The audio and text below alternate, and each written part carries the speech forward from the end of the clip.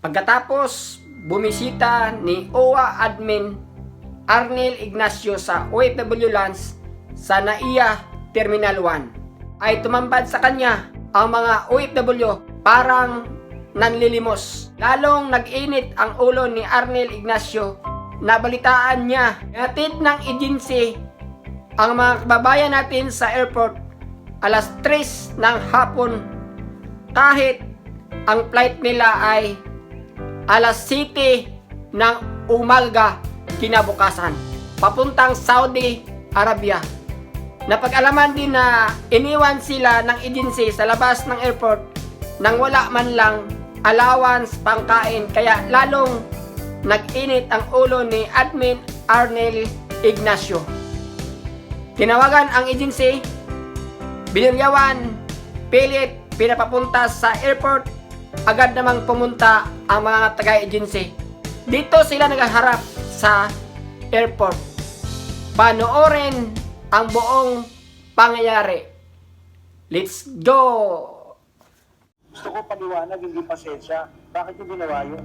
Pero tatanungin kita, sa'yo ko gawin yun. Hindi, sagutin mo, sa'yo ko gawin yun. O ano mararamdaman mo? O, diba? Pero ginagawa nyo, kumita kayo rito. Tapos dadalhin nyo na Saudi Arabia. Manila nga lang, hindi kayo makaresponde na mabilis. Kung ito hindi ko nakita, hindi namin nakita to, ano nangyari dyan? Hindi pasensya, tuman nyo sa labas, parang mga tutang reject. Asan yung sasakyan nyo? Pag-grab na lang po ako. Asan yung mga van natin? Pakuha ka ng isa. Nakakahiya, di ba? Sinasagot natin.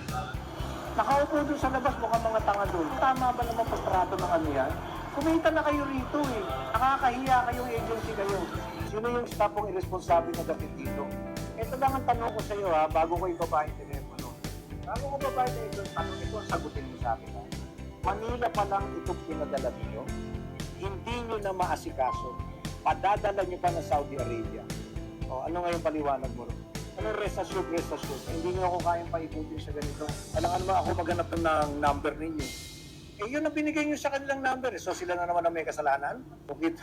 Out of coverage. Ay, naku, puro kayo alibay. Tapos, nung nalaman nyo na ako nakakausap, natataranta kayo, tawag kayo ng tawag sa kanila. Bibigay kayo 1.5, di ba kayo nahihiya niyan? Di ba nakakahiya kayo? 1.5? Kayo ang naging problema. Wala namang problema sa kanila eh. Sumusunod lang itong mga to sa inyo eh. Kayo yung irresponsible. Puro ka andyan na ba? Hindi nyo nga ako naunahan eh. Hindi na umandar yung 30 minutes mo. Alam mo, yung unang-una ito, isipin mo. Tao ang pinapadala mo. Tao. Kung ano mangyari rito, hindi ito produkto. Tao to. I-hotel nyo to. Pag ako nagbayad ng hotel nito, kasi kaya namin bigyan ng hotel ito. Kaya bilisan ninyo because the moment na kami ang umasikaso nito, patay kayo. Galingan nyo.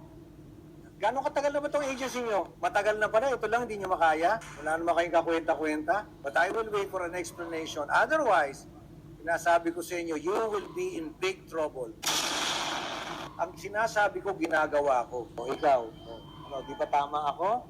Kanina ko pa kayo sinasabihan eh. Sabi ko, kung ready kayo dyan, tingnan mo yung agency ninyo. Ito pala sa Maynila, hindi na kayo kayang panagutan. Gusto kong nalakas ang loob dito mga...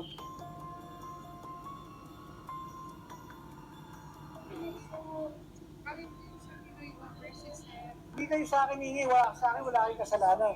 Tignan nyo yung mga itsura nito. Pinagsuot-suot nyo pa ng termo-termo t-shirt, ginawa nyo ng tanga doon sa labas. Bakit mo hihingi ng pasensya? Ang hinihingi ko paliwanag, bakit mo ginawa yun? Kasi sir, pinaaga lang po. Nag-aalala lang po kami nakapasok. Dear, kung nag-aalala kayo, dapat sinamahan nyo. Iniwan nyo doon sa labas eh. Pasensya na sir. Bali, kukuhanin Hindi, ang gusto ko paliwanag, hindi pasensya. Bakit yung ginawa yun? Alam ko na yung pasensya, bakit yung nga ginawa yun? Pero tatanungin kita, sa'yo ko gawin yun? Hindi, sagutin mo, sa'yo ko gawin yun. Ikaw galing ito. Kailan ko saan yung dadampot na probinsya? Wala namang kamalay-malay, iniwan nyo doon. O ano mararamdaman mo? Hindi rin po maganda O, sir. diba? Pero ginagawa nyo, kumita kayo rito. Tapos dadalhin nyo ng Saudi Arabia. Manila nga lang, hindi kayo makaresponde na mabilis. So ano gagawin nyo ngayon dito sa mga to? Bali, i-hotel na lang po namin sila sir. Alam mo, kung kayo lang responsable, di sana man lang nag-coordinate kayo sa amin. Actually sir, nag-advise naman po kami sir na i-try po yung OFW lounge kasi Paano nakita nga po nilang namin. oo nga, para sa kanila. Paano makakapasok yan? Alas 7 pa ang flight. Tagaan pa ng immigration yan. Di ba matagal na kayo nagpapadala? Huwag mo sabihin hindi mo alam yun. Eh siyempre malay ba nito mga to kung paano ko mausap ng mga gwardiya rito? Hindi kapag nakapwa-tao. Alam mo naman ikaw mas nakakalamang ka dito sa mga to. Diba? Kitang-kita pa lang sa gayak mo, lamang ka. Pero ba't gaganunin mo sila? Tumita pa kayo sa kanila. Mali. Sobrang mali. Nag-iwan kayo ng 7 tao sa airport. Di ba dapat handa kayo sa kung ano mang event ang mangyari? Tama po kayo. Ano rin? Racel po, sir. Ikaw yung nasa telepono kanina. Galing-galing na operations manager. Pasensya na. Ito lang, pitong ano lang, hindi na ma-handle. Kung ito hindi ko nakita, hindi namin nakita to, ano nangyari dyan? Hindi pasensya. Ano ba naman nakipag-coordinate kayo na naihatid natin doon, pinapakain namin doon, kahit maghihila tayo mga yan doon, okay lang. Eh, iniwan nyo sa labas para mga tutang reject. Asan na sasakyan nyo? Mag-grab na lang po kami, sir. Asan yung mga van natin? Pakuha ka ng isa. Mag-grab na lang kami, sir. Nakakahiya, di ba? Sinasagot namin.